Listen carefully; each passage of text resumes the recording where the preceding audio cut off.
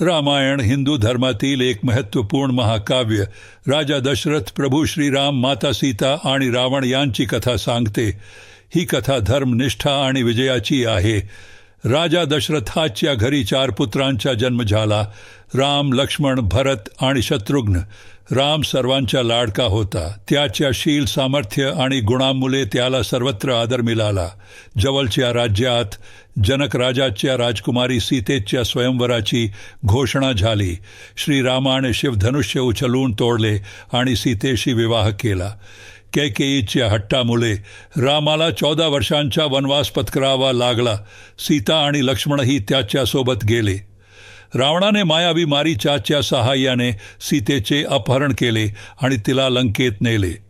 हनुमान, प्रभू रामाचा भक्त, लंकेत गेला. त्याने सीतेला शोधले आणि तिला रामाचा संदेश दिला. रामाने रावणाशी युद्ध केले आणि अखेरीस त्याचा पराभव केला. सत्याने असत्यावर विजय मिळवला. राम, सीता आणि लक्ष्मण 14 वर्षांनी अयोध्येला परतले. त्यांच्या आगमनानिमित्त दिवाळी साजरी करण्यात आली आणि रामराज्याची सुरुवात झाली. रामायणाने आम्हाला निष्ठा, सत्य आणि कर्तव्य शिकवले. ही कथा अनंत कालापर्यंत आपल्या मनात प्रेरणा देत राहील. तुम्ही या चॅनेल नवीन असाल तर या चॅनेलला सबस्क्राईब करा. चला भेटू नवीन दिवशी.